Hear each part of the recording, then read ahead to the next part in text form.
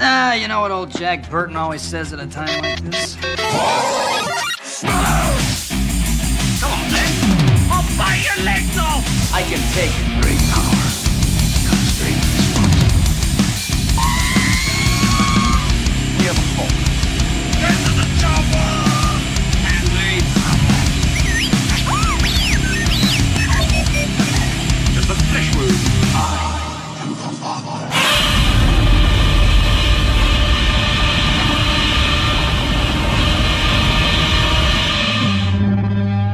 And we're back for what I believe is episode 18 of... 19, I think. 19? Yeah. It's 19? 18? 19? Yeah, 19? 19. Yeah. It's been good, man. I mean, we've been doing this for over a year. Of course, had you join me in the last 6 months or so. Yep. It's been nice. So SludgeCast, Sludge loves it. Thank you guys for listening, those who do listen and enjoy listening to us rant. And it's been fun so far. So, yeah, we're a little over a year into this, and the Monster Movie Stomp Down goes great. The main episodes go great, and we just hope you guys continue to enjoy it. And if you like it, definitely share it out. Maybe we can get some more listeners and friends more than anything else, because that's the one of the things I like most about the show is I'm getting a lot of friends through this. You know, I mean, Pete and Justin are two I think of the most. Yeah. Great listeners, and we talk a lot, and it's cool hearing from everybody, especially the things we talk about, because we're nerds, and we got some big nerd stuff to talk about today. So, again, Sludge is here, and of course we got my co-host, Micah. What's up? And we've got some cool stuff. Today we're going to talk about the main topic we'll get into here in just a few moments is the new Batman Vs Teenage Mutant Turtles. Dude, it's awesome. If you are listening, you've had to have at least heard about this, but we'll talk about that movie that just dropped on digital. I think it's next week on hard copy. Yeah. So, of course, I buy most of my movies digitally because I put it on the Plex server. Great movie, so we'll get into that here in a moment. But then also we're going to talk about the next console wars. It's been quite a while since we've jumped into console wars. Yeah. Well, we're kind of coming to a stagnant point. So this console war, we're hitting the Xbox 360, the PlayStation 3, and the Wii. Yeah. You know what I mean? But Wii U. Because those kind of came out together in one generation. Because now we're in the most current one, you know, the PlayStation 4, the Xbox One, and the Switch, and so we're kind of spacing them out big time. Because so once we did this one, it's like, well, there ain't nothing to do on video game consoles for a while, but we may do one. I've thought about it too, actually doing one about custom like mobile games. Yeah. You've got a lot like the BitBoy that I have, and a lot of people out there that are building their own portable emulator systems, pretty much. I think that'd be a cool topic. You guys listen if you think that'd be a cool little video game topic about emulation stations, pretty much, is what they're known as. Or the portable ones, we may discuss that, because there's tons out there, and there's some really cool stuff. So, but so we'll hit Batman vs. Teenage Mutant Turtles, and then we're going to talk about the next console war and see which is our favorite, because it's a hard choice this generation around, but I definitely got my favorite for a few reasons. But before we jump into that, real quick, we want to discuss where Avengers Endgame stands. You have to. You got to. It's still so big what's going on. I mean, when I checked last, and I'll pull it up here actually just so I can kind of get the numbers, but when I last checked, it was a 2.4, almost 2.3 billion? 2.4, yeah, right around there. I mean, it's creeping up. It's slowed down a lot, but again, I mean, the weekends are still going really good. Yeah. I've not checked the numbers for this weekend, but I mean, it went through and just demolished every box office record there was. Yeah. I mean, the only one really left, the only stapled one left is the highest grossing film of all time. And it beat Titanic real quickly. 11 days it took Titanic down, which I'm glad, because I hate Titanic. Awful movie. Oh my gosh, it's so bad.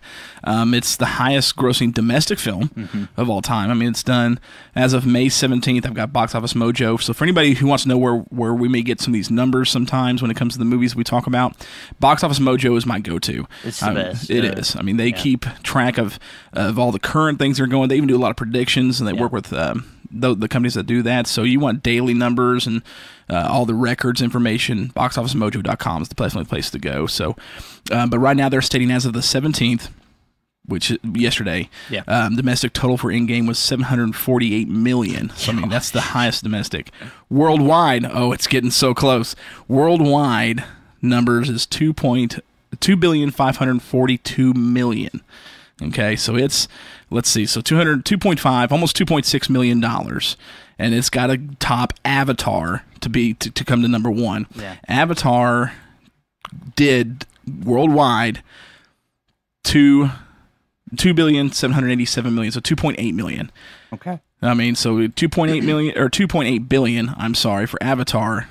Avengers is sitting at 2.6 pretty much. Yeah. It's close. It'll make it. I think it will. I mean, it's definitely slowing down a lot, but a lot of times you got to remember too, these movies run on average 12 weeks in the theaters before they go to, the home. Well, this is week 2. Week 3, yeah. I mean, it's a week 3 and you already topped the number 2. Yeah. I think it'll be close, but I think it'll get there definitely. But what an amazing movie, man. So good. I've watched this movie, I don't know, 5-6 times myself. Yeah. It is just, and it doesn't get old. Like so I far, love watching people who haven't seen it yet, like knowing what's gonna happen, and then like the person beside you's like, man. That's amazing to me. How do they exist? Well, I mean, we've got obviously, me and Mike go to the same church together, and my life group, like a small group thing for people who wants to know what a life group is. Yeah. Is your dad and mom host our life group, so I'm at your house pretty much every week. And we've got a couple other couples. We do like a married couples life group. But there was last week a guy named Jamie, who's in our life group, who still hadn't seen it. And the week prior, the guy who helps me run sound at the church, TJ, he hadn't seen it. Yeah. And man, it was killing me because like me and Michael and Tyler, a bunch of people at the life group, were wanting to talk about it, but we're like, we can't because it was like no spoilers. But poor Jamie, we didn't care when it came to Jamie because it's like, hey, look, the spoiler ban had been lifted at that point. But it's been a week. If you haven't seen it, it's your fault. Yeah, it's your fault. But so good. I mean, it's climbing, so we're going to see. I really think this weekend's going to slow down big time for it. Yeah. Mainly because, I mean, Detective Pikachu did really well. It did. Very well. It actually did, I think, for video game adaptations, if I'm not mistaken, I think it's the highest opening for a video game adaptation ever. I think, yeah. So it's really good. I've seen it. Great movie. Yeah. Super fun. I will say for Detective Pikachu, walking away from that one, I really felt like that was a movie for the fans more than a movie for the general audience, if that makes sense. Yeah. So, I mean, I know you haven't seen it yet, so I don't want to spoil too much. That's what I was expecting either way, though, was a movie for fans. And it really was. Like, it's going to be great for general audiences. It definitely will garner new fans. Ryan Reynolds. Dude, he's so good as Pikachu. He's so good as Pikachu. But there's a lot of stuff in that movie, especially, Mike, when you get a chance to watch it, or those who haven't seen it, that's really, man, like, it was there for Pokemon fans. And you don't see that often when someone, if it's a Batman movie or a Spider-Man or a video game movie. There's, something, especially the franchise as long as Pokemon has been. I mean, over 20 years that this has been around. Getting to something and saying, hey, we want to give the fans something back, not just a movie. You don't get that often. Yeah. So I thought that was pretty cool. But another thing, too, for this weekend, of course, Avengers Endgame is fighting Detective Pikachu. I think those will be pretty neck and neck. But you got the new John Wick, Chapter 3. So I think that is going to... it's not going to be like the greatest box office movie ever, but it's going to take the tickets, because it looks amazing. The reviews I've read from it are just absolutely unbelievable. I mean, everyone says that it's just, when it starts, it's action all the way. It's John Wick. It's John Wick. It's kind of Reeves, man. The dude's amazing. So I want to see it. I can't wait for it. So, but we'll see where Endgame ends up. So I wanted to talk about that real quick because I know everyone wants to know, what's going on, where's it at. So, and then of course we're 2 weeks away, pretty much, from Godzilla King of the Monsters.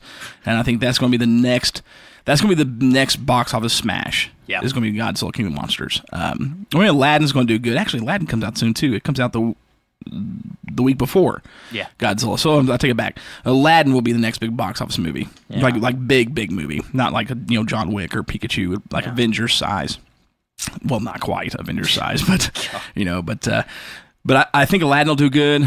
Honestly, I don't know that I'll see Aladdin at first because it comes out the same day as Brightburn. Oh, God. And, who wouldn't want to see a horror, scary version of Superman over Aladdin? I mean, come on. Dude, in that trailer where he he just screams like his eyes. Dude. Like that's the best part of the trailer because that's just raw emotion coming out of like a 10-year-old kid. Oh yeah, like, dude. that's amazing. I think it's going to be stellar. Great movie. It's going to be super stellar. So, and of course, Godzilla doesn't really have any competition the week of the 31st. I mean, you got that movie Ma. That's like a horror type movie. It looks really or thriller. Yeah, I don't know. It'll be okay. Then you got Rocket Man, which is the biopic Elton John movie, which I'm sure a lot of people will go. I love that actor, Target. Dude, he's so good. He's awesome. He's great. I loved him in the Kingsman movies. Those were phenomenal. Robin Hood was so good. Actually, I was talking to, for those who are listening, I know we're kind of just ranting a little bit before we get into the topics, but it hit the news day before yesterday or so that looks like Robert Pattinson from Twilight is who they're looking at casting for the new Batman. No. I mean, like, he may have gone in there and just floored them because, I mean, he's got the look for Bruce, for a young Bruce. I could see that. But all I've ever really seen him in was the Twilight films, which I only watched like the first two. Yeah. Because I've read all the books, and the books were great. The movies, not so much. He just wasn't very good in those movies to me. And maybe it's just where I haven't seen him in a wider role. Right. I just don't see him as Batman. I just don't see it. But so they announced that he's going to be Batman. Where am I going with this? Oh, yeah. I got lost there. The guy from Rocket Man and Taron Egerton. Taron Egerton's his name. Yeah. From Rocket Man and Robin Hood and the Kingsman movies. I told Mark, my father and the co-host from Monster Movie Stompdown, I think he would have been a superior choice for Batman. Yeah. Because that dude can play anything. He's got the age. He's got the physique. Yeah. And he's just a great actor. He's one of the best upcoming actors I think there is. I mean, if you could play Elton John and then Robin Hood and then a secret spy, like he got something going. Yeah, he's got it covered, man, and he's slick too. I have not seen him in anything I have not liked so far. Yeah. I mean, with Kingsman, they're great movies. I wish they were a little heavy on the language, but I mean, man, those movies are so good. But he's really good, and Robin Hood was phenomenal. So, and he's newer. He's not really been out in the whole lot, but I think he would have been better than Robert Pattinson. That's for sure. Anyways, Avengers Endgame. So still killing it. Slowly climbing to number 1 for the highest grossing film of all time. It's barely 200 million away from Avatar, so it'll hit it. It just may take it another couple weeks, but we'll see. But it's all right. So let's move into the first topic real quick. Let's go ahead and hit Batman versus Teenage Mutant Turtles. So this movie just dropped. For those who don't know, well, you should know who Batman and the Turtles are, but maybe not have known that Batman and the Turtles have actually crossed paths multiple times in the comics. Yeah. It's been multiple crossovers, and it's been some of the best crossovers because, I mean, for the nonchalant Turtle fans who have seen, maybe people my age have seen the 80s cartoon or even the new Nickelodeon stuff, which are all great, are all stellar. I mean, I learned about the Turtles from the 80s cartoon and then the 90s movies, but I quickly got into the Turtles comic books. Yeah. That's a whole nother world compared to what most people. So, I mean, the nonchalant Turtles fans are like, oh, yeah, man, good kids cartoons and stuff. Don't get them the comic books because it's not for the little kids. It started, pretty real dark. I mean, the comics are much darker, more like Batman. I mean, just a darker storyline and characters that are just phenomenal. They've been around since the 80s, and I mean, the Turtles are huge. Kevin Eastman and Peter Laird are who created the Turtles, and they were two college dudes, and if I'm not mistaken, they created them like right out of their dorm room. I think like those first several issues, they printed themselves like right there. You know what I mean? But Eastman and Laird's Turtles, man, they were just real The Crow-like. I mean, the first comics were very black and white, and they've gone for years, and they become a huge pop culture hit. Then IDW Comics picked them back up several years ago, and that's like their number 1 selling comic book. I mean, that's been, even though they've got the Godzilla comics from IDW have been huge, and they have a lot of other comics. The Turtles, man, have been carrying that company hands down, and their news storyline was just phenomenal. And but so over the years, it made sense to bring the Turtles and Batman together. Right. I mean, they're these dark heroes, these dark ninjas characters, and it's been great. I mean, you've had more, poppy fun ones where you include Robin and all them, in the late 80s, early 90s. But there was more recently, a 6-issue crossover that was done by IDW. And they decided to actually turn that into a film, and that's the new one, Batman versus Teenage Mutant Ninja Turtles. And I got to pick up that crossover, like those 6 issues. I need to get that now. Like the cover is phenomenal. It's probably one of the best cover arts I've ever seen. Like Batman standing in the middle of all the turtles, and Raph's my favorite, and he's in the front just looking just bad, you know. But so the movie dropped, and man, the movie is awesome. Like it is everything I want out of a Turtles and Batman film. It had everything. I mean, everything. Even the the funny type 80s, not so dark tone. Things like, at one point, Batman says cowabunga. Yeah. Or there at the end, he's eating a slice of pizza. Like, Batman's eating pizza. Like, you don't see Batman eating pizza, And what was interesting from the books versus the movie, though, I will say, I don't know if you know this, Micah, is that the suit, Batman's suit, kind of went back to that older blue and gray. Right, yeah. The book, it's not. The book, it's the black suit. Actually, there's a scene in there where Raph is standing in front of a bunch of the cases with the bat suits. And you've got... and it's an Easter egg, but you've got 2 suits he's standing right in front of. The left one is the old bat suit, like the very old, like 60s bat suit. And the next to it is actually the bat suit from the comic books. Okay. So the suit to the left, the old one that they had for a long time, there's actually a comic with the Turtles. The first Turtles crossover was with that bat suit. Okay. And then the one to the right is the one from the actual comic books this is based off of. So it's pretty cool little Easter egg in that. That's cool. But of course, everyone does stellar. I mean, Mikey cracked me up. Like this, So let's tell you what the movie's about in case you've not read the comic books or haven't seen the movie yet. The Turtles come to Gotham because Shredder's come to Gotham looking to steal some parts. He's teamed up with Ra's al Ghul, and the goal is Ra's has gone to the Joker, or goes to the Joker in the film, to get his Joker poison that drives people mad and they can't stop laughing and stuff and they just go crazy. Yeah. And Shredder brings the mutagen that's turned the Turtles and created like Rocksteady and Bebop, and they are going to fuse the two for the destruction of Gotham. They need to steal a piece of tech from Wayne Enterprises, a weather device that Cloud Seeder, that's right, it's what's called, that they'll launch into the above Gotham, fuse the two, the mutagen and the Joker venom, and spread it over and just mutate everybody in Gotham, and they'll just destroy Gotham on their own from Primal Rage. That's the goal. And so you've got one of the greatest bad guy team-ups ever. Ra's al Ghul and Shredder, like, dude. Yeah. It's epic on screen. And of course, now the part of the deal is, Shredder helping Ra's, as Ra's will give him access to the Lazarus Pit. Yeah. So that's what brings the Turtles here to Gotham, is because Shredder's coming to Gotham. Yeah. Now, Batman, is just, in the storyline, it's his first time ever meeting the Turtles, so he doesn't know. And dude, you get everything you want. You get Batman fighting Shredder twice. That first fight was awesome. Oh, it's so good. Like, you guys will love this movie. Seeing Batman and the Shredder toe to toe. Really, I mean, it's almost like the Turtles have such a hard time fighting Shredder in the books. Yeah, in the '80s comics and stuff, not so much. But in the comic books, I mean, they can't fight him one-on-one. Shredder, I mean, the only person that's ever fought Shredder toe-to-toe and won in the comic books with somewhat of an ease is Splinter. Yeah. And so watching Batman go with him, and just, dude, it's so good. It is absolutely epic. And then, of course, Ra's going against the Turtles. Dude, he wipes the floor with them. Like, I'm like, one-handed. Yeah. Which was epic. Yeah. But then the final piece between him and Leo was just... Dude, it's epic. Like, maybe one of my favorite parts of the movie, The Ra's just wipes the floor with all the Turtles, and he's fighting Leo, and Leo finally ends up kind of getting an edge, but then Ra's takes him down, and he's standing over top of him, and Leo's like, how? And Ra's just, I'm hundreds of years old, and I've learned all these techniques. And while he's talking about how he's so old and learned from these ninja masters, Leo just kicks him right between the legs, takes him down. I'm 16, and I learned that from a rat or whatever.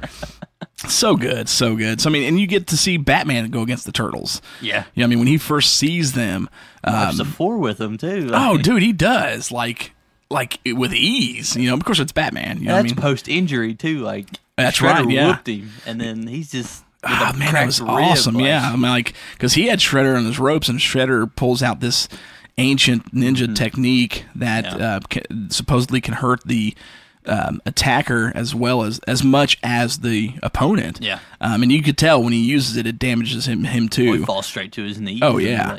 Takes a lot out of him. So Batman, after fighting Shredder, goes right up against the Turtles, and it's nothing. I mean, just takes him apart. Like, oh, it was beautiful. So many great moments, man. I mean, what was one of your favorite moments in the movie? Gosh, We may have already talked about it. It's probably not one of my favorite moments, but I absolutely loved Cobblepot. Oh, dude, he's so so good in this. Yeah, so you get lots of the penguin in this, too. Oh, I love that with Mikey, too. And he's like, he's got a gun? An umbrella? A gunbrella? I love this little guy. Dude, Mikey's great in this movie. Yeah, comedic relief goes to Mikey for this movie for sure. But honestly, the entire Arkham sequence was probably my favorite. So good. The inmates in Arkham get mutated by the ooze. That was the exchange for Joker's venom. Was he got some of the ooze to change Bane, Mr. Freeze, and the classic Batman villains. And it was pretty much almost the I mean, other than Penguin and Riddler missing, you had the whole Rogues Gallery right there. Yeah. You know what I mean? Yeah, Mr. Freeze, Bane, Poison Ivy, Joker, Harley Quinn, Scarecrow, Dent. And Dent, Two Faces looked awesome. His mutation was great. Yeah.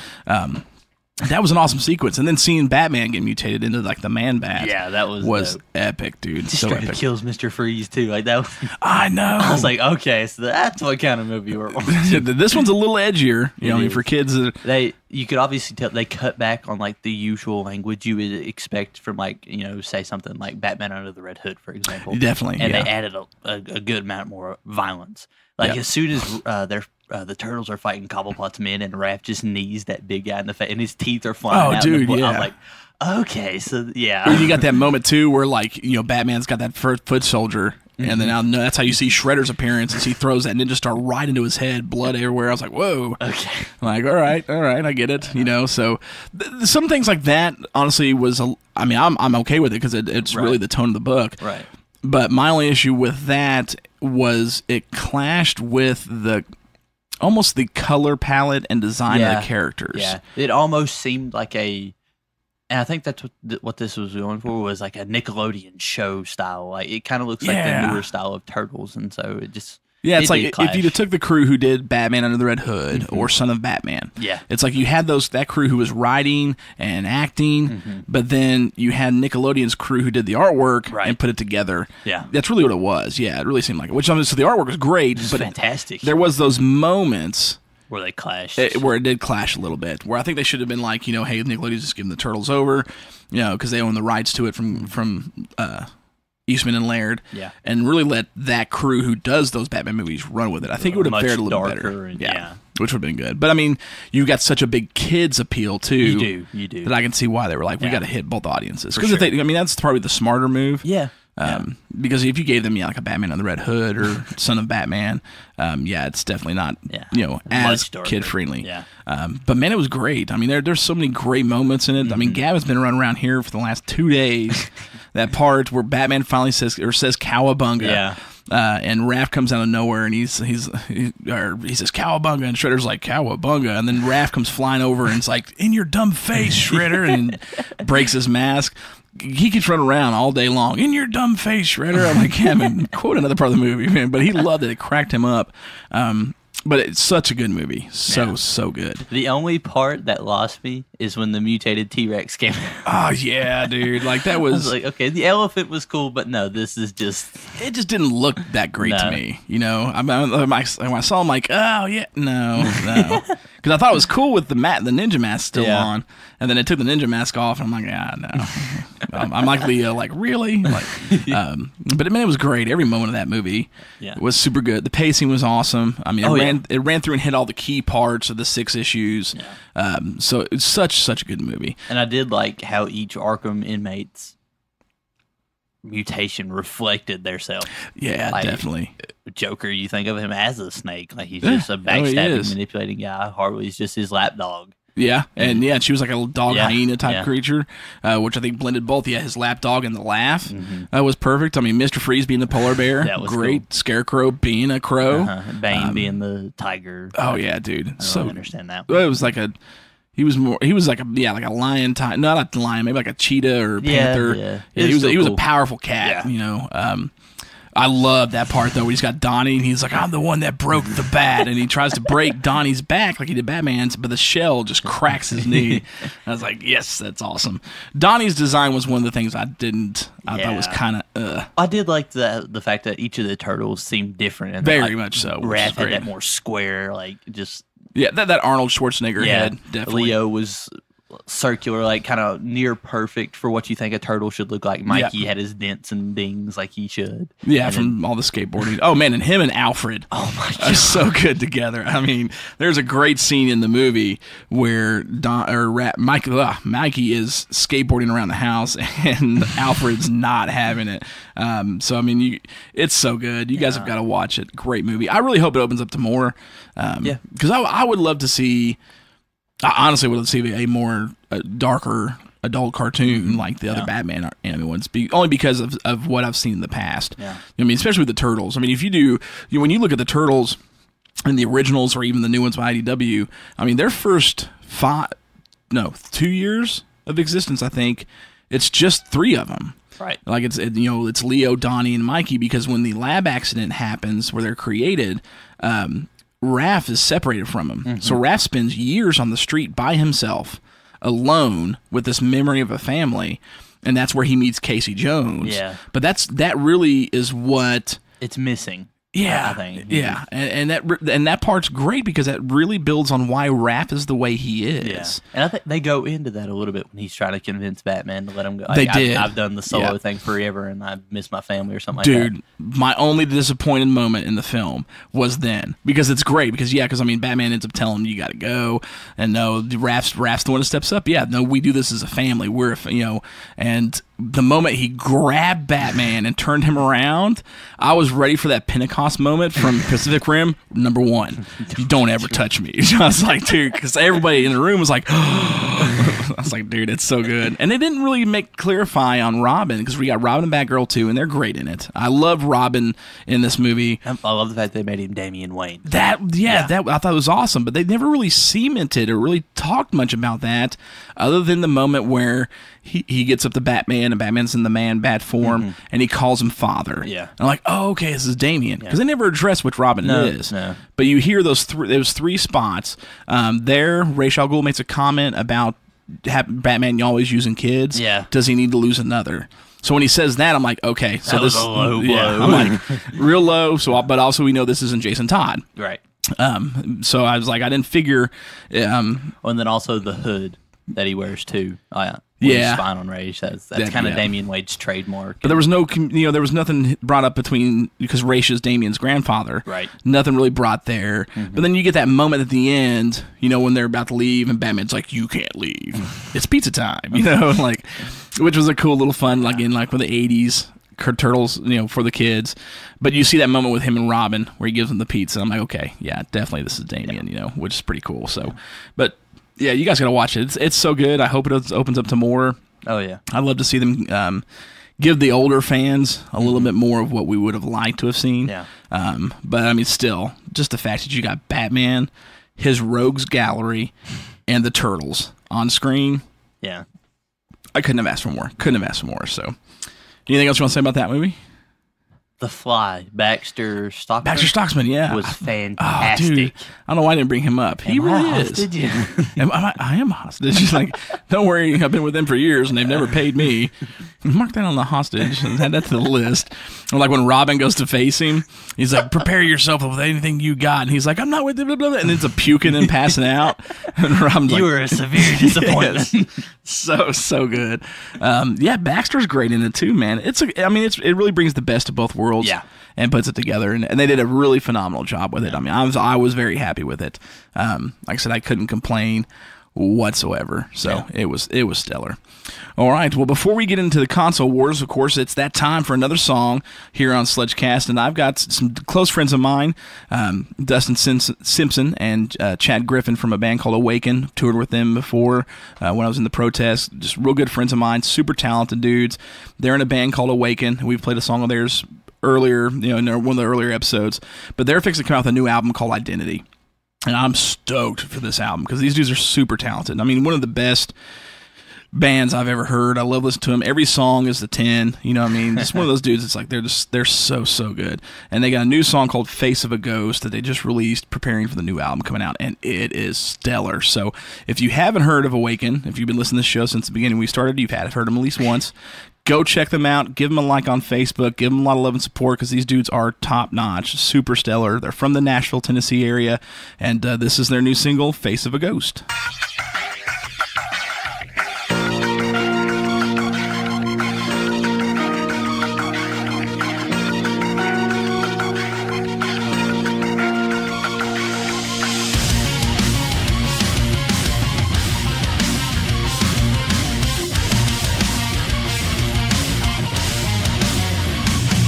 You've come to the moment you've surrendered who you are to give in to this feast. Greed keeps feeding on what you've remembered while creating these false memories. Do you have no shame for what you've done? Is your life a game you let play on? Your face wears a mask that no one knows, while you're haunted by your own ghost. Your face wears a mask that no one knows, while you're haunted by your own ghost.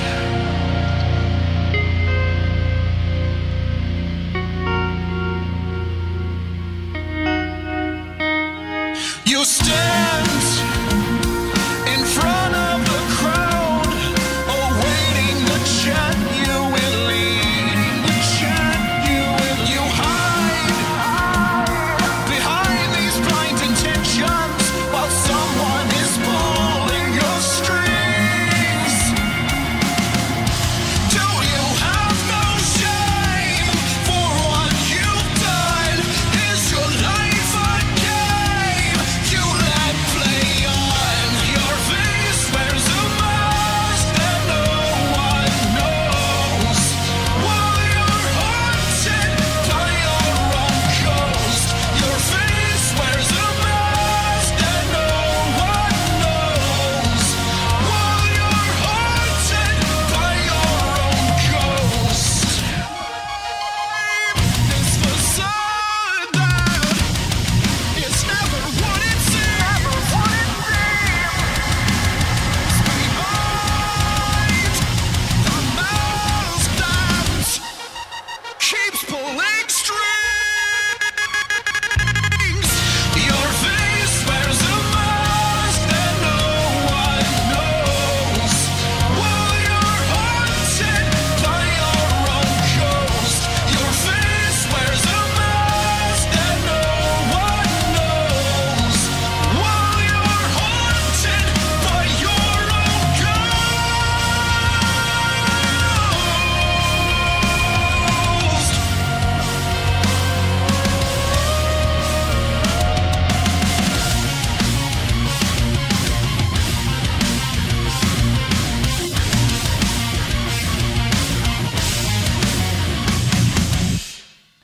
And that was Awaken with Face of a Ghost.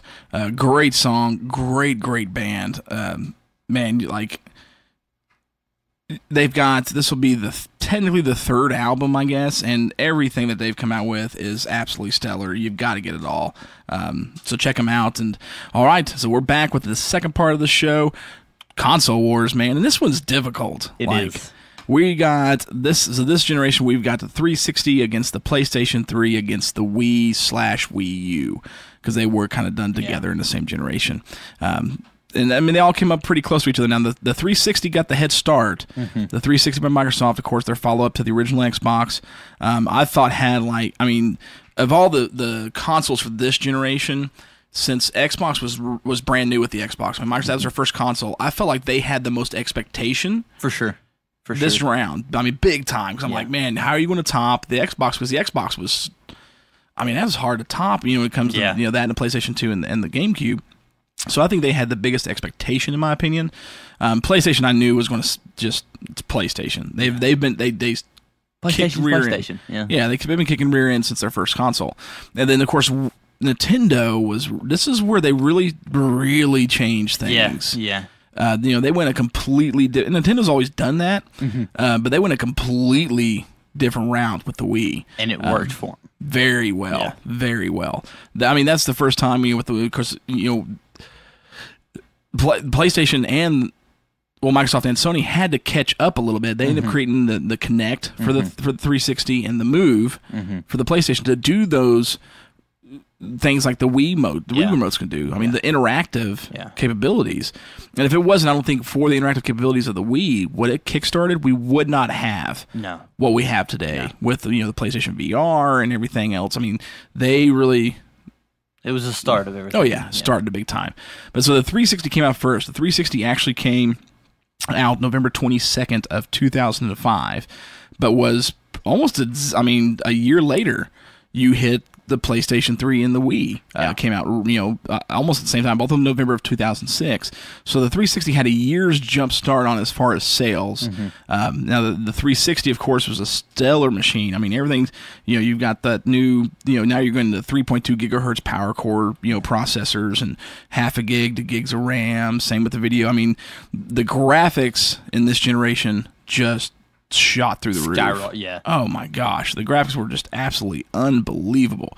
With the 360, it ended up selling worldwide 80 million units is what it ended up selling. The PlayStation, if I'm not mistaken, was 87.4 million units. Right. Okay. And then the Wii, I can't remember. I actually have to look on what the sales was for the Wii. I got it pulled up right here. The Wii was, where is it? If I can find it.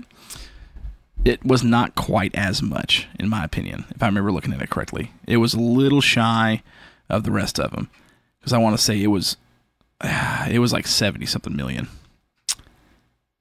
Yeah, it was 70 to 80 million. So, I mean, it was just under.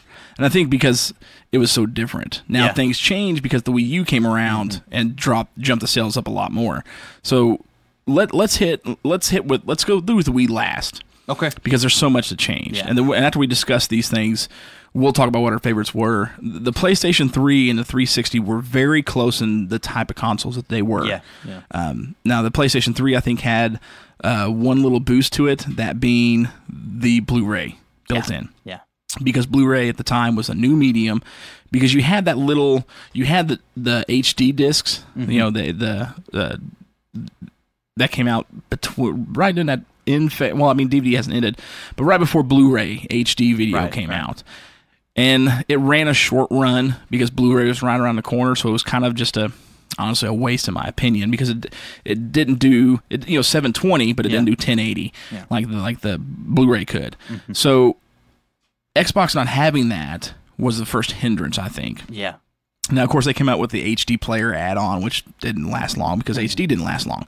But PlayStation coming out with the Blu-ray player built in and using Blu-ray discs, which allows for so much more storage, help them drastically with games. Not saying that the 360 lacked, because, I mean, especially when it comes to the Halo series, it was absolutely phenomenal.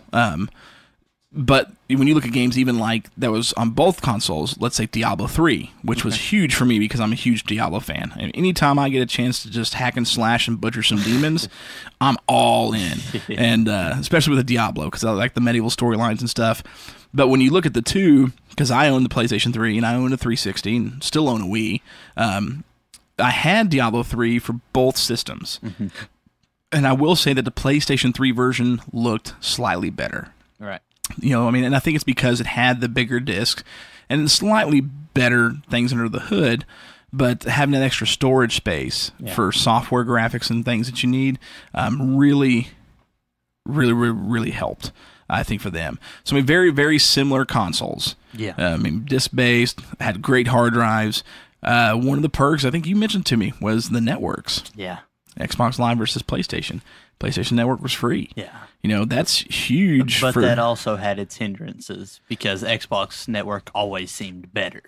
It did. Because you had less, not everyone who owned the system could be on it because not everybody wanted to pay that fee to. Right. So you didn't, because so then you didn't have the massive bandwidth being taken up by everybody. Yeah. So that was a huge difference there. with between that and PlayStation Plus, I mean, you got Microsoft behind you. Your network's going to be pretty dang good. Fantastic. You know what I mean? Compared to Sony having to, to do it on their own. So online gameplay definitely 360. I mean, just like the Xbox. I mean, I think when it comes to online gameplay, Microsoft still takes the cake. Oh, for sure. I mean, they have, once they started with the first Xbox, hasn't stopped, and they've been stellar. Absolutely. But you've got, I mean, with those two, I think it really boiled down to, as far as what we think's favored or not favored, is, to me, honestly, because they're so close in graphics and capabilities, was really games more than anything else. Yeah. You know, you talk like, the Xbox. I mean, you've got the Xbox or the Halo games, Dead or Alive. The certain series that was there. But the PlayStation, you had God of War. The Final Fantasies. I think other than Halo, Microsoft didn't have as many big names, as many staples as Sony did, which kind of hindered it a little bit. You know what I mean? Which I can see is why, PlayStation got almost 10 million more sales. Right. More options. So I think between those two, I mean, it's so close, so close. Right. Well, and the Grand Theft Auto series too. I mean, that's PlayStation as well. But then you enter into the Wii, and things change forever. Completely. I mean, no more. They eventually give you the classic controller. They do, yeah. But this game came out, and there's no regular controller. You've got an interactive console that comes with a motion bar and these TV remote-looking controllers. Yeah. I mean, they're just vertical. I mean, you can twist them sideways, but it became an interactive system. And the goal with Nintendo was to merge the generations. I remember the ads of showing the grandson and the grandfather playing a game together, bowling, and it came right out. I mean, like the first launch games as a gamer looking at like graphics and storyline, the first launch titles for PlayStation and Xbox versus Wii, as a gamer, is way better, but we had the Wii Sports, which was very simplistic graphics for what the Wii's capable of. Right. But the interactive capabilities was unbelievable. Yeah. Dude, I remember being in Muncie, Indiana, getting the Wii, and we were playing Wii bowling and broke a ceiling fan. Like, just having a great time. Like, and that's got that warning, put the little thing around your wristband. But it really changed things because, I mean, you look at Zelda. When you're shooting a bow on any of the previous consoles, you're using a controller. Well, now you're shooting the bow. That's so cool. Yeah. And so it really changed the whole concept of how you game. Yeah. When it came to that, I mean, even games like, one of my favorite games for the Wii was the Metroid Other M, which I know a lot of people didn't seem to like it compared to like the Prime series. Right. Which the Metroid Prime series is just one of the greatest series of all time. Like, I put it up there with like the original Halo trilogy. It's so good. But the concept of like with Metroid Other M is you're getting that first person perspective parts of the game, and you're having to use the Wii remote to aim and look around, and it's very much more interactive than a controller ever could be, the regular standard one. But then it actually would change to side scroller fluently, like so easily would go from first person to side scroller instantly, and then you had to switch that remote around and hold it like a controller and then start doing things, and that was awesome. That's like sick. For me as a classic gamer, like I got the best of both worlds with that game, and I couldn't get that with PlayStation 3 or Xbox. Still can't get that with PlayStation 4 or Xbox One. That was just unbelievable. What was it like for you getting your first time playing a Wii? Gosh. I'm trying to think when I got it. I was really young when I got it. I think it was 5 or 6. Is that right? Somewhere in that area. 2006? Yeah, 6 or 7, somewhere in that. But man, like, I'll never forget the first time hitting a home run on Wii Baseball. Oh, yeah, dude. You're just like, I'm not even swinging a bat. Like, this is awesome. But then, like, that next week, you're just sitting down on the couch, like, whew, like just swinging the remote, sitting down. Right, like, yeah. I think that's where like they lost their like activeness type thing. And then I had mom who got like, it was almost like a treadmill add-on for it. It was, the Zumba. Yeah. And then like, but like you said, connecting the generations, and I think that's what the Wii was all about. And I think it did it fantastically. Yeah. Because I would be downstairs with Caleb playing Mario Kart. Oh, dude, that was a whole nother ball game. When you got the steering wheels, dude, yes. And then 2 hours later, you'd have mom downstairs doing Zumba. Like, I think that was fantastic and a great market strategy for them. Yeah, it was a much more family friendly video game system. Exactly. Yeah. You know, I mean, it takes me back to those console ads of the original Nintendo or the original Atari, where you see the family sitting together playing. Where when you get into the PlayStation 2, the Xbox, the 360, you've got that nerd community of gamers. Yeah. You know, who I'm sitting in my basement room by myself. You got your headset on, talking to your buddy from like California. You really end up losing. I mean, you've got the online multiplayer, which is huge, but you lost over the years. Really lost that family interaction, which Nintendo, really went back for. Which was great. But I think it also kind of, like you said, it kind of got old. Yeah, you went from I'm standing up doing it, I'm sitting on the couch. Because I don't think they kept that ball rolling. That ball started, and it didn't keep the momentum going. Yeah. But then I think they also realized that with what that did, it really neglected or pushed away the console market of the people who bought the Xbox and the PlayStation 2. Right. Again, the ones who are sitting there with their headphones on their head in their basement bedroom playing with other people, which isn't a bad market. It's a huge market. Yeah. But those people have their ways, and they dominate most of the sales in the market. So Nintendo really wanted to keep the mobility, but then had that huge community. Yeah. And I think they really kind of got a little bit better on that with the Wii U when it came out. I think they it's not even in this console war, but I think they perfected it with the Switch. Right, yeah, which we'll get on the next one. The Switch, man. Whew, I got to get my hands on one. I've played it a couple times, and you've got one, and dude, it's awesome. But the Wii U was the move to the Switch. So I mean, making it more mobile. I mean, kind of like what PlayStation ended up doing with the PSP Vita. Yeah, is you can play your console game and then take it with you on the road. Yeah. In a time and an age where you've got tablets coming out and games on mobile devices, they really, again, with the Wii remotes, tried something new that really, really worked. Yeah. And making it mobile like that was just absolutely stellar. And then the difference between that and like the PSP Vita is PSP Vita, you had to have a separate device to play those games. Right. You had to buy your PlayStation 3, and then you had to buy a PSP Vita. With the Wii U, you got the Wii U. Yeah. Played on your TV, played on the device itself. Yeah. You know, I mean, you were good to go. So I think they really, really nailed it with there. I think one of the problems with Nintendo is the third-party software, and that's when that goes back to the 90s. Yeah. They really monopolized the market and how they handle their contracts, and that's come back to kick them in the rear end. It has. Now, it's not made them go under, but they've lost a good amount of They have, but now, thankfully, again, in this generation, which we'll get on the next console war, that's changed. They stepped up heavily. Yeah, and they're getting some of those third parties back. I mean, they're fixing to have a ton. Final Fantasy is back on Nintendo now.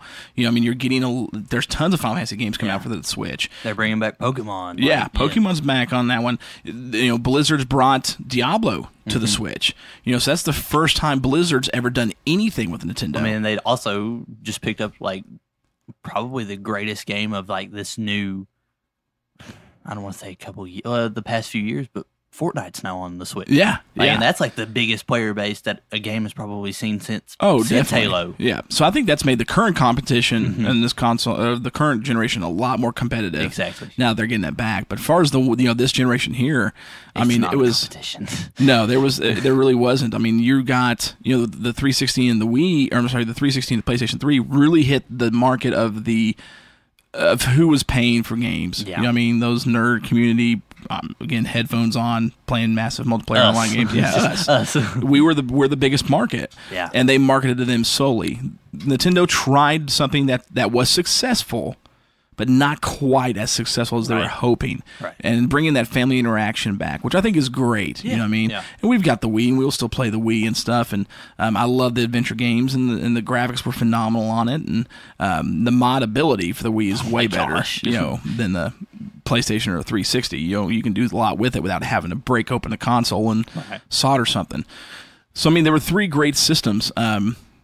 And it's hard to choose because we got to pick our favorites, man, of the three. I'll let you go first. What do you think? Well, it's like you said. It's all based on games because the Wii's out for me. Just, again, I am a nerd sitting downstairs in the basement with my headphones on. Right. So for me, it's based on games between the PS3 and 360. I grew up with the PS3. My My dad bought one after we played Mortal Kombat versus DC Universe. Such a good game. Was our favorite. So good. Love that game. We beat the story in that in like a week. And then my uncle actually ended up buying me Call of Duty Modern Warfare 2. And that was my connection to gaming. Like that's when it all started. And so I remember growing up playing that and having a lot of fun. And then I ended up getting into the Assassin's Creed series on PlayStation. And then I actually played a game called Resistance. I don't know if you know that. Almost spilled a drink. We're good. Whoa. I know what you're talking about. Resistance. Yeah, Is that the one that was in like World War II? And, like, oh the yeah, aliens dude. stuff. Yeah. So good. That's a very good game series. So I ended up getting into those too. And had it not had been for... I think Gears of War, another good series. It is a good series. Yeah. I never actually got to play that. Oh man, it was really good. And then that next Christmas, my uncle actually bought us a 360 because that's what he moved to after discovering PlayStation's awful internet. And then the Xbox was much better. And then I found Halo, and that's where you lose me. I mean, the Halo is just as cool as some of the PlayStation games is, nothing compares to the Halo series in my mind. Halo Reach on the 360 is probably in my top 5 favorite games of all time, probably top 3. Absolutely love that game. It's amazing. I have actually played it on the Xbox One with upgraded graphics. Stellar. It's beautiful. I love the game.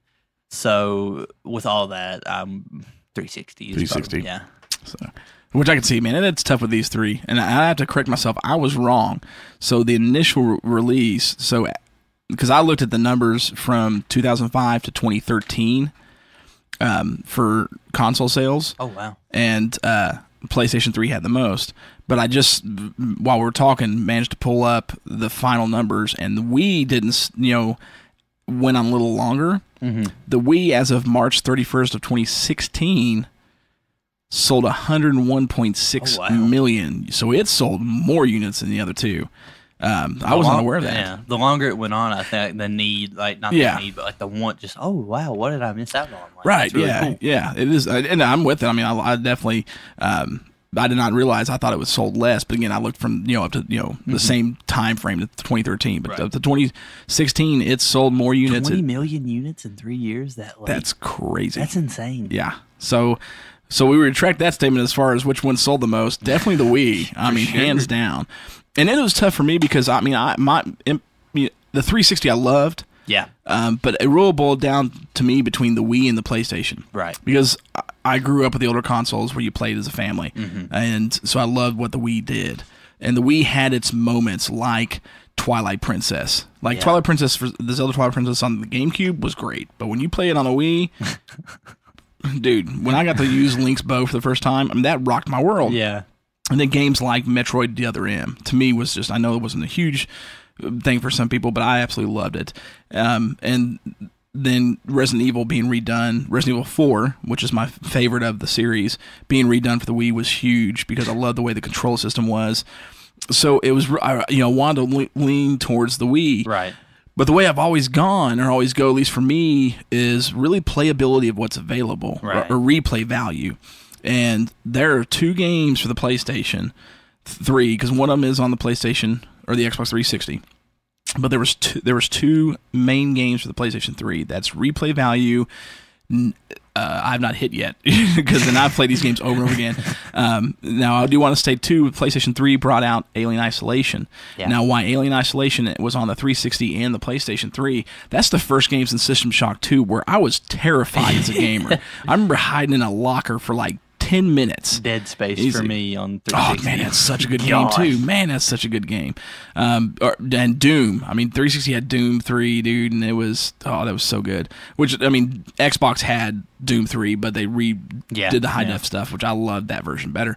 But, again, with like Alien Isolation, PlayStation's graphics were slightly better, so it looked better. Yeah. So I leaned towards the PlayStation 3 for games like Alien Isolation.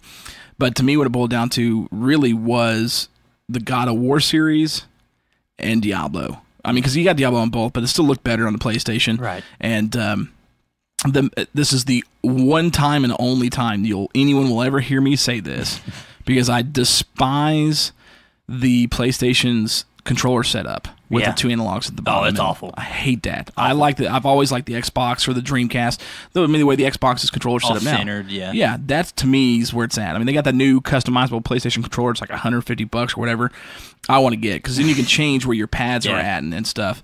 But I despise the PlayStation controller for that. It's not comfortable for me, especially the way it's set up. For Diablo though, works freaking flawless, like flawless. I love it. So that's PlayStation 3 had to go for me, mainly because I got the PlayStation 4 now, and I've got Diablo 3 again, and I'm playing it again for probably like the 10th time. So the replay value was absolutely stellar. The God of War series is the same way. The replay, I've played 1, 2, and 3. I've played all God of War games, including Ascension and the ones on the PlayStation Portable. The only one I haven't played is the new one. And each game I've played at least twice. You know, the main series, those first 3, though, I've played them 3 or 4 times a piece because the replay is just absolutely unbelievable. So we definitely takes it home as far as sales. Oh, yeah. Micah says the 360 because, I can see it nostalgically, especially for you. Yeah, like, for me, my biggest thing was as soon as I got the 360 and touched the PS3. Right, yeah, I can see that. Because that's how Mark is. I've got the PS4. Mark's got an Xbox One. When he got the 360, he was sold. Yeah. He's a Microsoft consoler all the way, Yeah. And so I can see that because I know a lot of people too. Yeah, once they got when they got a 360, they either didn't buy a PlayStation 3 or if they bought them reversed. You got PlayStation 3 first, then the 360. They just stopped playing the PlayStation 3. Yeah, I could definitely see that 100%, especially when it comes to the online play. Yeah. It's much better quality online. Way better. Because I was a Call of Duty guy. Call of Duty and Halo.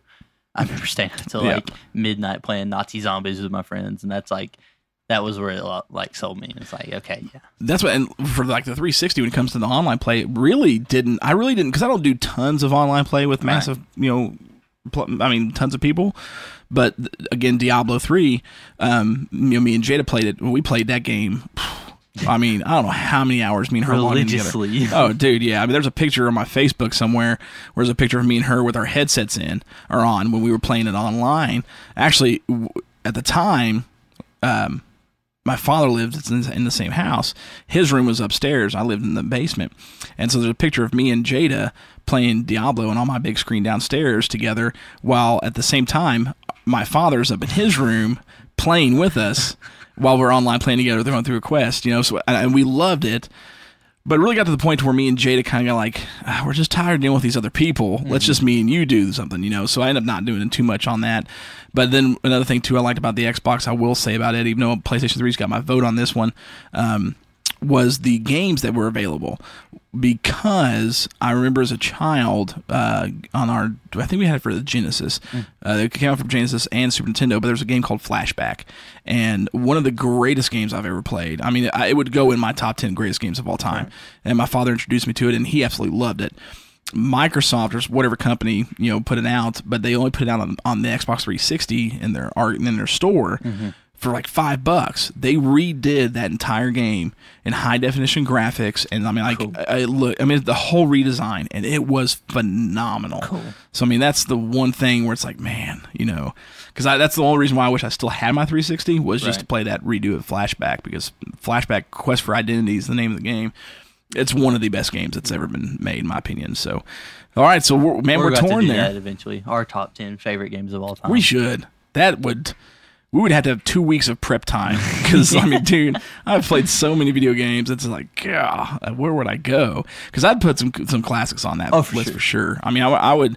There's games on Galaga. Oh, dude, yeah, I was to say I gotta go back to the original arcades, like the original MAMEs, and then Atari. Dig Dug. I actually was a bigger fan of Dig Dug 2. Now I love them both. I love Dig Dug and I love Dig Dug, but 2, I love the going from just the side score side to the top view. I love that for some reason for Dig Dug. But so yeah, this is the first console where I think we're really torn because sales go to the Wii for sure. Me and Mike are split down the middle between the 360 and the PlayStation, and it's really this is really the first generation where I see all 3 consoles as really successes. Oh, for sure. Big time. You go to the last one. You got they're all great systems, but like the GameCube, unfortunately, even though it had better graphics, really lacked in a lot of departments. It kind of failed, in my opinion. Even though I'm a huge Nintendo fan. You go prior to that, the Dreamcast even, which failed and shouldn't have, but there's always those consoles in each generation where you're like, The Genesis was that for me when it comes to Super Nintendo, because I was always, I mean, there was games I liked on the Genesis more, like RoboCop versus Terminator, because it was just a bloodier game, because for Nintendo they took that out. Right. But you know, Super Nintendo at the time, but for this generation, man, I mean, what flaws each system did have were so minuscule, honestly, yeah, compared to what they had to offer. So. All right, well, there you go. So I hope you guys have enjoyed this one. Now, we'll be back next month. Next month, forewarning, we got Monster Movie Stomp Down and the main episode. Monster Movie Stomp Down, of course, we've got Aliens. So Jada will return with us, and with me, Mark, and Ruben, and we'll go into Aliens. But for the main episode, it's going to be a big episode, because I know Mike is going to be back for this one. Mark is joining us for this one, and I think a few others may even pipe in for this one. This is going to be Godzilla King of the Monsters through and through. So it's my show. Is it bad that I'm more excited about that than in-game? Dude, I am too. All the way. Like, I'm so pumped. Like, tickets are already ordered. I just dropped like $100 in Godzilla merchandise the other day, because FYE is doing a big sale promoting the film, and I'm ready. I'm ready. The reviews are great. People's, you know, they've started saying some of the reviews are just saying it's absolutely amazing. I'm ready for it. It's going to blow people away. You know, I mean, like we talked with Matt and Michael, you know, some Matt, previous co-host, and Michael, a friend of ours from church, and a lot of them are like, yeah, it won't be like in game. No, it may not do the numbers, because I mean, I just got to admit, it probably won't do the numbers. But I think because it's Marvel. Like, yeah. I mean, you knew it was going to be huge. Yeah. It's kind of like Star Wars. You know what I mean? Like the last Star Wars, I didn't like. I couldn't care for it. But it did huge, you know, because it's Star Wars.